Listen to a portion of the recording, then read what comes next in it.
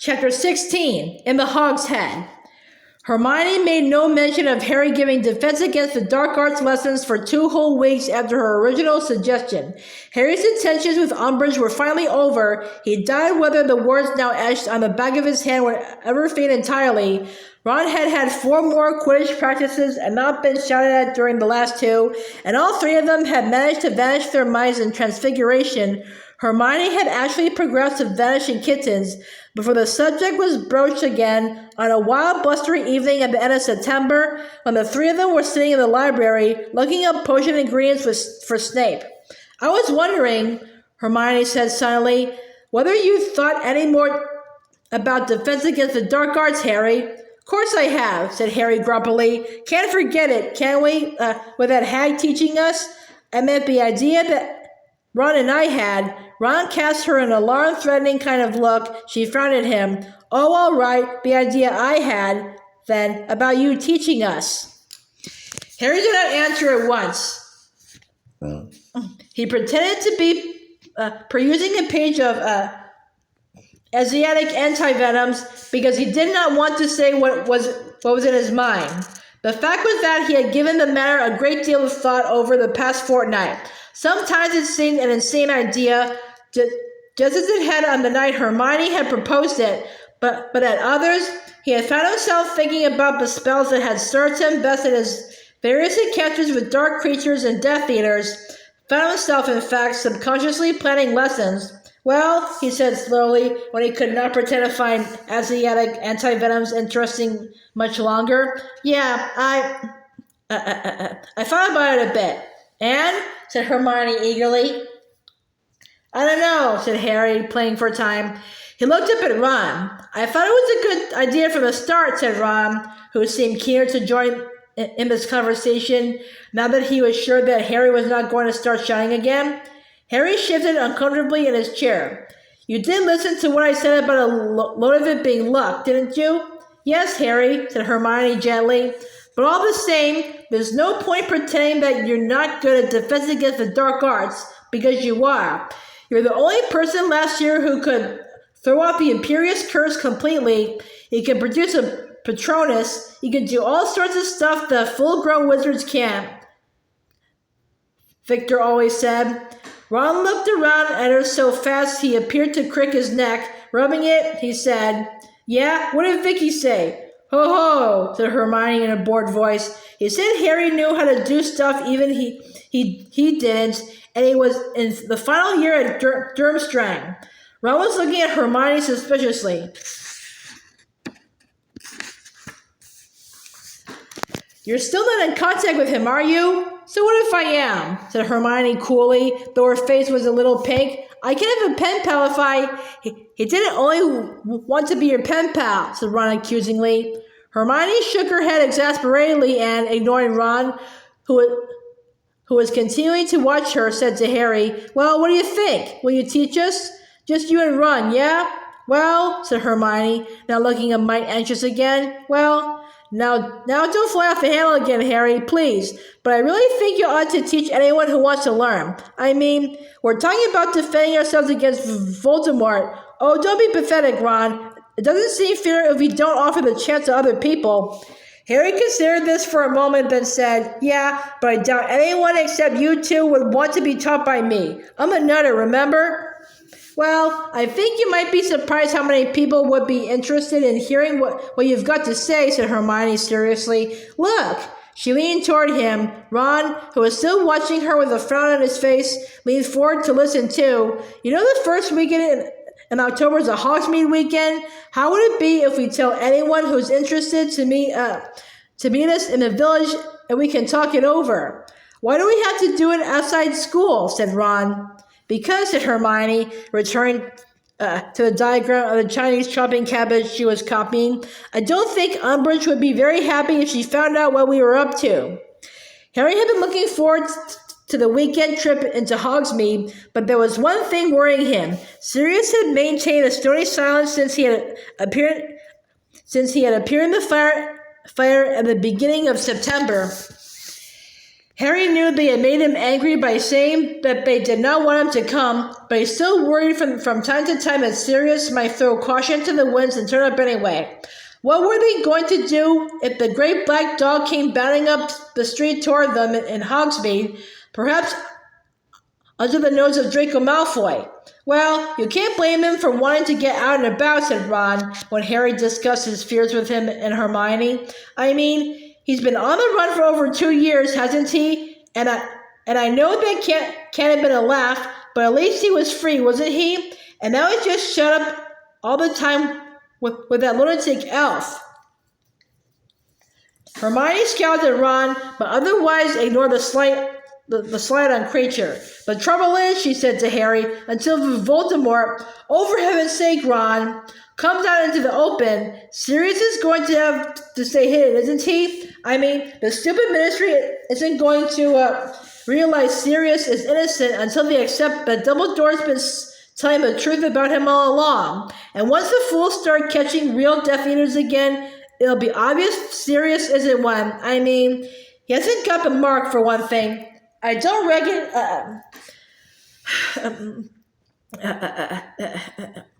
reckon he'd be stupid enough to turn up, said Ron bracingly. Dumbledore'd go mad if he did, and Sirius listens to Dumbledore even if he doesn't like what he hears.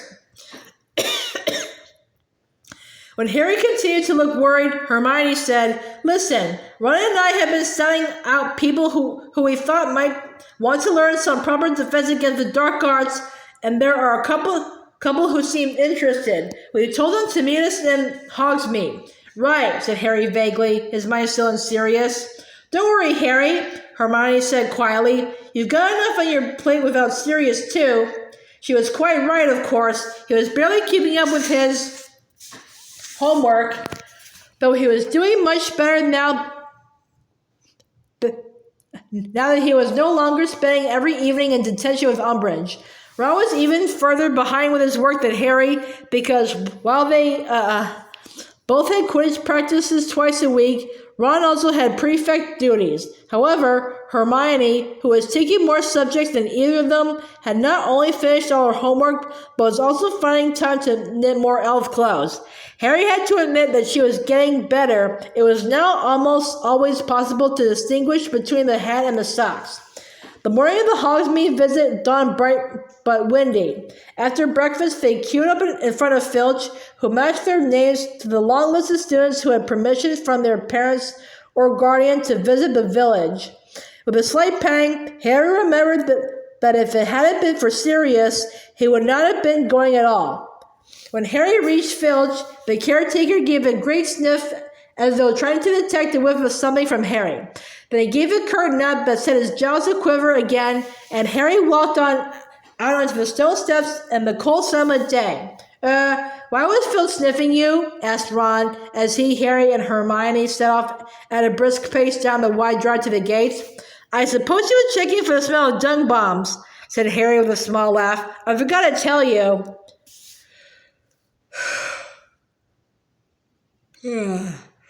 And he recounted the story of sending his letter to Sirius and Filch bursting in seconds later, demanding to see the letter. To his slight surprise, Hermione found the story highly interesting, much more indeed than he did himself. He said he was tipped off you were ordering dung bombs, but who had tipped him off? I don't know, said Harry, shrugging. Maybe Malfoy. He'd think it was a laugh. They walked between the tall stone pillars topped with winged boars and turned left onto the road into the village, the wind whipping their hair into their eyes. Malfoy? Said Hermione very skeptically. Well, yes, maybe. And she remained deep in thought all the way into the outskirts of Hogsmeade.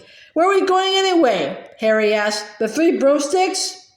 Oh, no, said Hermione, coming out of her reverie. No, it's always packed and really noisy. I told the others to meet us in the Hogshead, that other pub. You know the one. It's on the main road. I think it's a bit, dodgy. But students don't normally go in there, so I don't think we'll be overheard. They walked down the main street past Zonko's joke shop, where they were unsurprised to see Fred, George, and Lee Jordan, past the post office, from which Alice issued at regular intervals, and turned up a side street at the top of which stood a small inn. A battered wooden sign hung from a rusty bracket over the door, with a picture upon it of a wild boar's severed head leaking blood onto the wide cloth around it. The sign creaked in the wind as they approached. All three of them hesitated outside the door. "Well, come on," said Hermione slightly nervously. Harry led the way inside. It was not at all like the Three Broomsticks, whose large bar gave an impression of gleaming warmth and cleanliness. The Hogshead bar comprised one small, dingy, and very dirty room that smelled strongly of something that might have been goats. The bay windows were so encrusted with grime that very little daylight could permeate the room, which was lit instead with the stubs of candles sitting on rough wooden tables. The floor seemed at first glance to be earthy, though as Harry stepped onto it, he realized that there was stone beneath what seemed to be the accumulated filth of centuries. Harry remembered Hagrid mentioning this pub in his first year. "You get a lot of funny folk in the Hog's Head," he had said, explaining how he had won a dragon's egg from a hooded stranger there. At the time, Harry had wondered why Hagrid had not found it odd that the stranger kept his face hidden throughout their encounter. Now he saw that keeping your face hidden was something of a fashion in the Hog's Head. There was a man at the bar whose whole head was wrapped in dirty gray bandages, though he was still managing to gulp endless glasses of some smoking, fiery substance through a slit over his mouth. Two figures shrouded in hoods sat at a table in one of the windows. Harry might have thought them Dementors if they had not been talking in strong Yorkshire accents. In a shadowy corner beside the fireplace sat a witch with a thick black veil that fell to her toes. They could just see the tip of her nose because it caused the veil to protrude slightly. "I don't know about this, Hermione," Harry muttered as they crossed the bar. He was looking particularly at the heavily veiled witch. "Has it occurred to you Umbridge might be under that?" Hermione cast an appraising eye at the veiled figure. "Umbridge is shorter than this woman," she said quietly. "And anyway, even if Umbridge does come in here, there's nothing she can do to stop us, Harry, because I've double and triple checked the school rules. We're not out of bounds. I specifically asked Professor Flitwick whether students were allowed to come in the Hog's Head, and he said yes, but he advised me strongly to bring our own glasses. And I looked up everything I can think of about study groups and homework groups, and they're definitely allowed. I just don't think it's a good idea if we parade what we're doing." "No," said Harry dryly, "especially as it's not exactly a homework group you're planning, is it?" The barman sidled toward them out of a back room. He was a grumpy looking old man with a great deal of long gray hair and beard. He was tall and thin and looking vaguely familiar to Harry. "What?" he grunted. "3 butterbeers, please." The man reached beneath the counter and pulled up 3 very dusty, very dirty bottles, which he slammed on the bar. "6 sickles," he said. "I'll get them," said Harry quickly, passing over the silver. The barman's eyes traveled over Harry, resting for a fraction of a second on his scar.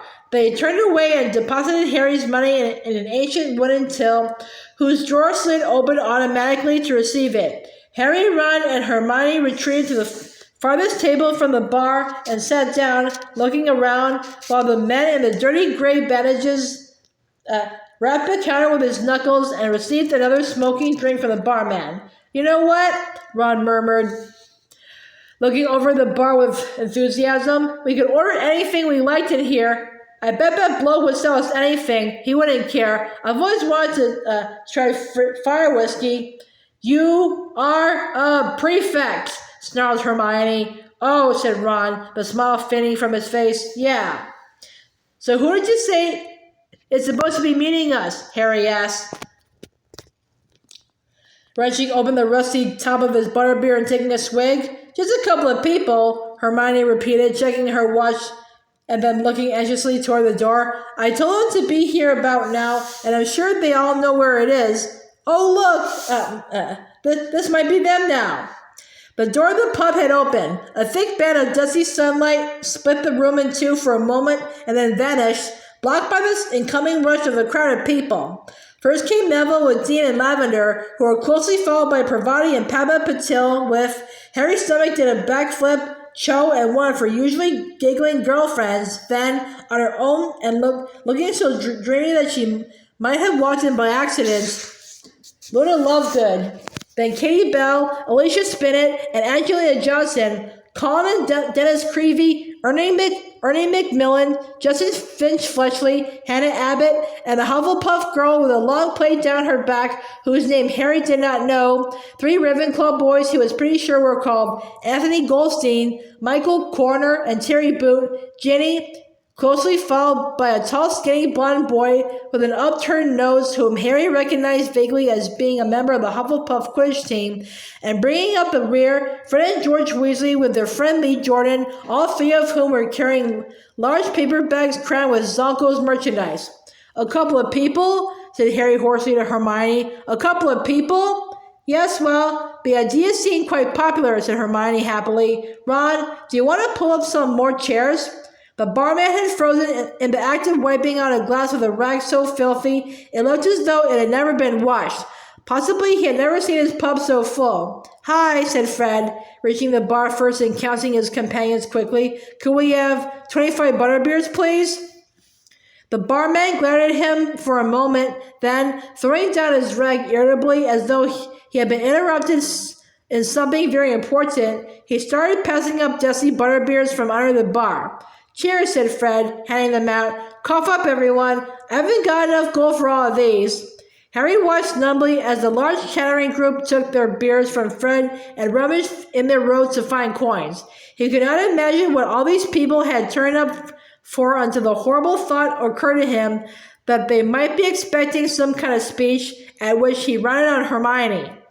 "What have you been telling people?" he said in a low voice. "What are they expecting?" "I told you, they just want to hear what you've got to say," said Hermione soothingly, but Harry continued to look at her so furiously that she added quickly, "You don't have to do anything yet, I'll speak to them first." "Hi, Harry," said Neville, beaming and taking a seat opposite Harry. Harry tried to smile back, but did not speak. His mouth was exceptionally dry. Cho had just smiled at him and sat down on Ron's right. Her friend, who had curly reddish blonde hair, did not smile, but gave Harry a thoroughly mistrustful look that told Harry plainly that, given her way, she would not be here at all.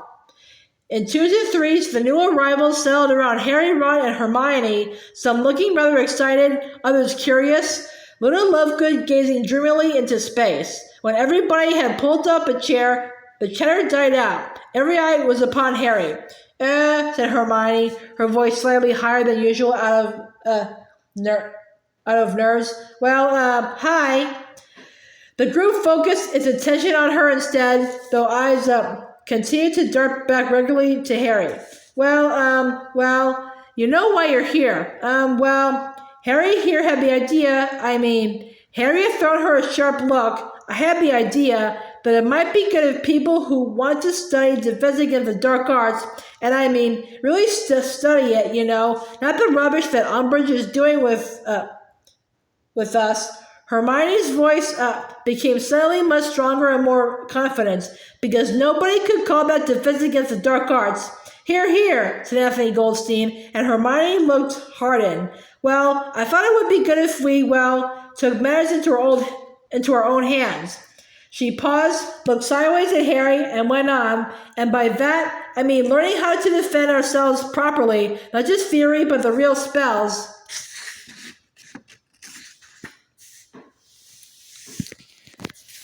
"You want to pass your defense against the dark arts OWL too, though, I bet," said Michael Corner, who was watching her closely. "Of course I do," said Hermione at once, "but I want more than that. I want to be properly trained in the defense because she took a great breath and finished, because Lord Voldemort's back." The reaction was immediate and predictable. Cho's friend shrieked and slopped butterbeer down herself. Terry Boo gave a kind of voluntary twitch, Padma Patil shuddered, and Neville gave an odd yelp that he managed to turn into a cough. All of them, however, looked fixedly, even eagerly, at Harry. Well, that's the plan anyway, said Hermione. If you want to join us, we need to decide how we're going to. Where's the proof you know who's back, said the blonde Hufflepuff player in a rather aggressive voice. Well, Dumbledore believes it, Hermione began. You mean Dumbledore believes him, said the blonde boy, nodding at Harry. Who are you, said Ron rather rudely. Zachariah Smith, said the boy, and I think we've got the right to know exactly what makes him say you-know-who's back. Look, said Hermione, intervening swiftly, that's really not what this meeting was supposed to be about. It's okay, Hermione, said Harry, and it just dawned upon him why there were so many people there. He felt that Hermione should have seen this coming. Some of these people, maybe even most of them, had turned up in the hope of hearing Harry's story firsthand. What makes me say, you know who's back, he repeated, looking Zachariah straight in the face. I saw him, but Dumbledore told the whole school what happened last year, and if you didn't believe him, you don't believe me, and I'm not wasting an afternoon trying to convince anyone. The whole group seemed to have held its breath while Harry spoke. Harry had the impression that even the barman was listening in. He was wiping the stained glass with a filthy rag. It was becoming steadily dirtier. Zachariah said dismissively, all Dumbledore told us last year was that Cedric Diggory got killed by you-know-who, and that you brought Diggory's body back to Hogwarts. He didn't give us details. He didn't tell us exactly how Diggory got murdered. I think we don't like to know. If you've come to hear exactly what it looks like when Voldemort murders someone, I can't help you, Harry said. His temper, always so close to the surface these days, was rising again. He did not take his eyes from Zachariah Smith's aggressive face, determined not to look at Cho. I don't want to talk about Cedric Diggory, all right? So if that's what you're here for, you might as well clear out. He cast an angry look in Hermione's direction. This was, he felt, all her fault. She had decided to display him like some sort of freak, and of course they had all turned out to see just how wild the story was. But none of them left their seats, not even Zachariah Smith, but we continued to gaze intently at Harry. So, said Hermione, her voice very high-pitched again, so, like I was saying, if you want to learn some defense, then we need to work out how we're going to do it, how often we're going to meet, and where we're going to. It is true, interrupted the girl with a long plait down her back, looking at Harry. Is it true? Interrupted the girl with a long plait down her back, looking at Harry. But you can produce a Patronus? There was a murmur of interest around the group at this. Yeah? Said Harry slightly defensively. A corporeal Patronus? The phrase stirred something in Harry's memory. You don't know Madame Bones, do you? He asked. The girl smiled. She's my auntie, she said. I'm Susan Bones. She told me about your hearing. So, is it really true? You make a stag Patronus? Yes, said Harry. Blimey, Harry, said Lee, looking deeply impressed. I never knew that. Mom told Ron not to spread it around, said Fred, grinning at Harry. She said you got enough attention as it was. She's not wrong, mumbled Harry, and a couple of people laughed. The veiled witch, sitting alone, shifted very slightly in her seat. And did you kill a basilisk with that sword in Dumbledore's office? Demanded Terry Boo. That was one of the portraits on the wall. That's what one of the portraits on the wall told me when I was in there last year. Yeah, I did, yeah, said Harry. Just as Flinch Fletchley whistled, the Creevy brothers exchanged awestruck looks, and Lavender Brown said, wow, softly. Harry was feeling slightly hot around the collar now. He was determinedly looking anywhere but at Cho. And in her first year, said Neville to the group at large, he saved that Sorcerer's Stone. Sorcerers, hissed Hermione. Yes, that from you-know-who, finished Neville. Hannah Abbott's eyes were as red as galleons. And that's not to mention, said Cho. Harry's eyes snapped onto her. She was looking at him, smiling. His stomach did another somersault. All the tasks he had to get through get through in the Triwizard Tournament last year, getting past dragons and mer people and acromantulas and things. There was a murmur of impressed agreement around the table. Harry's insides were squirming. He was trying to arrange his face so that he did not look too pleased with himself. The fact that Cho had just praised him made it much harder for him to say the thing he had sworn to himself he would tell them. Look, he said, and everyone fell silent at once. I don't want to sound like I'm trying to be modest or anything, but I had a lot of help with all that stuff. None of the dragon you didn't, said Michael Corner at once. That was a serious cool bit of flying. Yeah, well, said Harry, feeling it would be churlish to disagree. And nobody helped you get rid of those dementors this summer, said Susan Bones. No, said Harry. No, okay. I know I did bits of it without help, but the point I'm trying to make is, are you trying to weasel out of showing us any of this stuff? Said Zachariah Smith. Here's an idea, said Ron loudly before Harry could speak. Why don't you shut your mouth? Perhaps the word weasel had affected Ron particularly strongly. In any case, he was now looking at Zacharias as though he would like nothing better than to thump him. Zacharias flushed. Well, we've all turned up to learn from him, and now he's telling us he can't really do any of it, he said. That's not what he said, snarled Fred Weasley. Would you like us to clean out your ears for you? Inquired George, pulling a long and lethal-looking metal instrument from inside one of the Zonko's bags. Or any part of your body, really. We're not fussy where we stick this, said Fred. Yes, well, said Hermione hastily. Moving on. The point is, are we agreed we want to take lessons from Harry?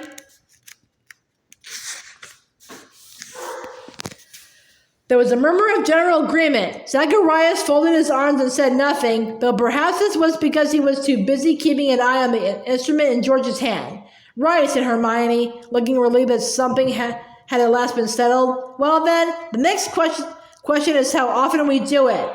I really don't think there's any point in meeting less than once a week. Hang on, said Angelina. We didn't make sure this doesn't clash with our Quidditch practice. No, said Cho, not with ours. Nor ours, added Zachariah Smith.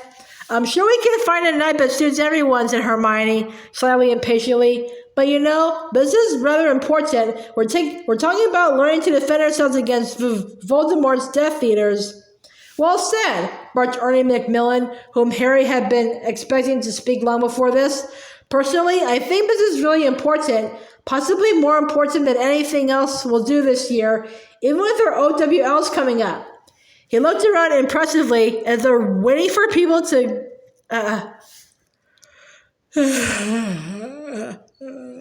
cry. Surely not. When nobody spoke, he went on, I personally am at a loss to see why the ministry has foisted such a useless teacher upon us at this critical period. Obviously, they are in denial about the return of you-know-who, but to give us a teacher who is trying to actively prevent us from using defensive spells, we think the reason Umbridge doesn't want us trained in defense against the dark arts, said Hermione, is that she's got some mad idea that Dumbledore could use the students in this school as a kind of private army. She thinks he'd mobilize us against the ministry. Nearly everybody looked stunned at this news, everybody except Luna Lovegood, who piped up, well, that makes sense. After all, Cornelius Fudge has got his own private army. What? Said Harry, completely thrown by this unexpected piece of information.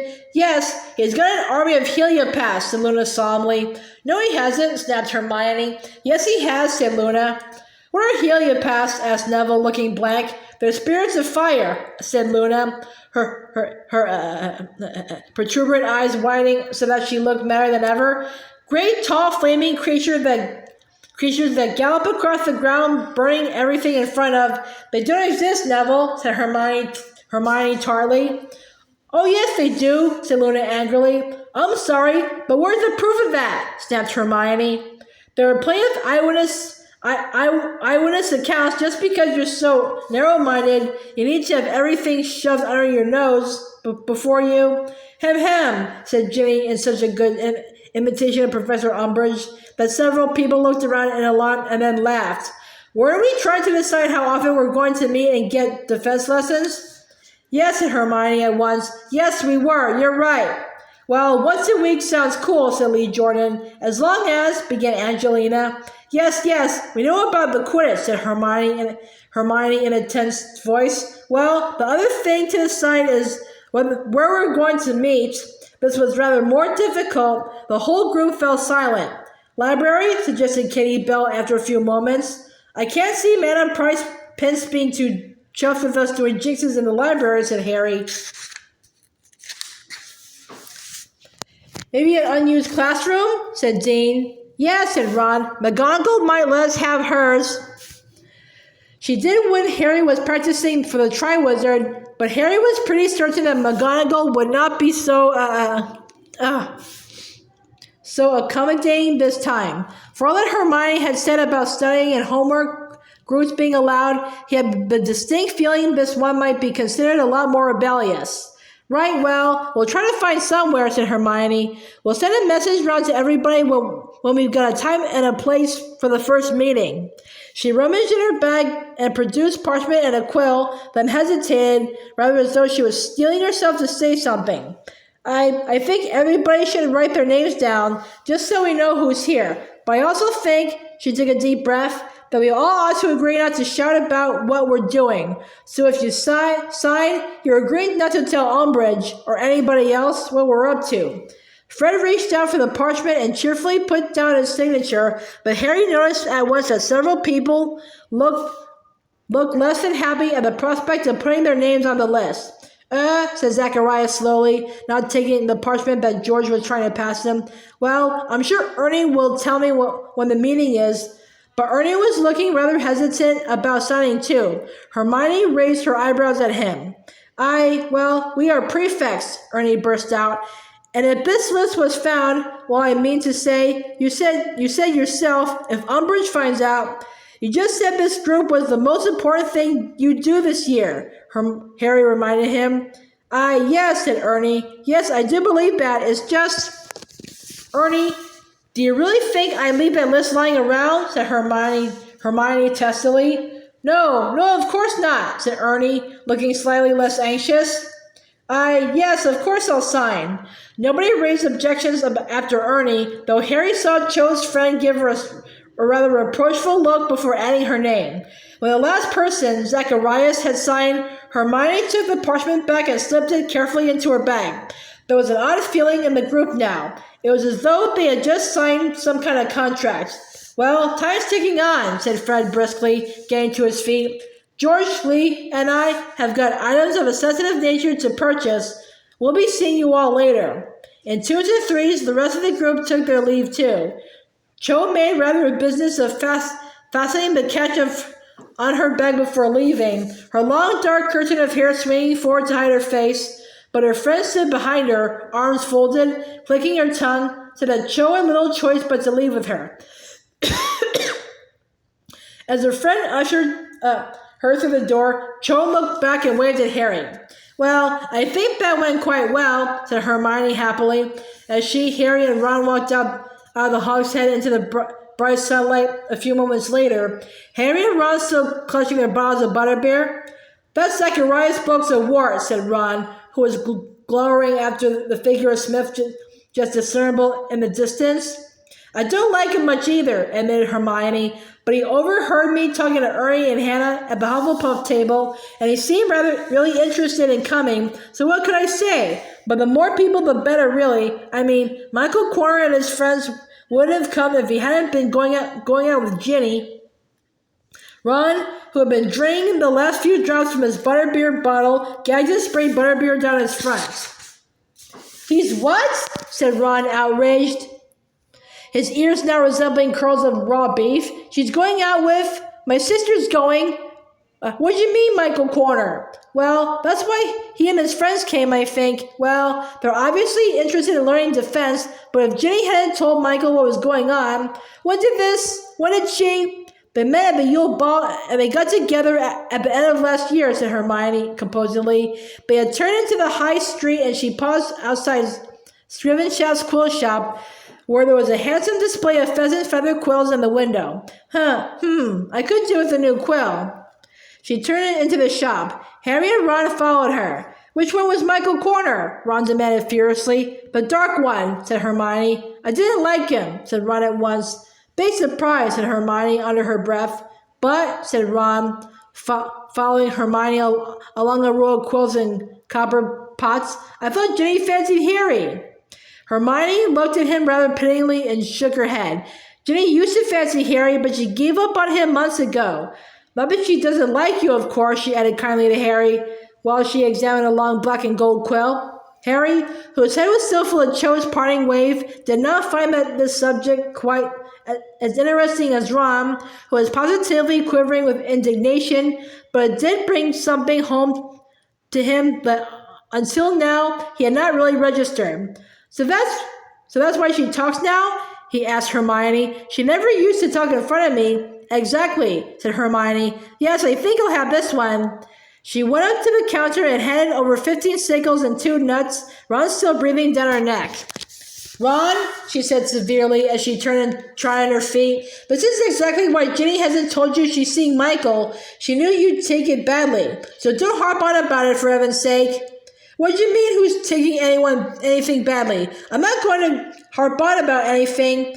Ron continued to chunder under his breath all the way down the street. Hermione rolled her eyes at Harry and then said in an undertone, while Ron was muttering imprecations about Michael Corner and talking about Michael and Ginny, what about Cho and you? What do you mean? Said Harry quickly.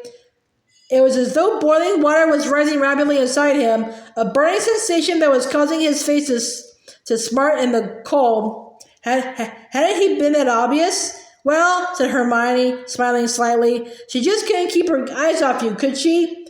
Harry had never before appreciated just how beautiful the village of Hogsmeade was.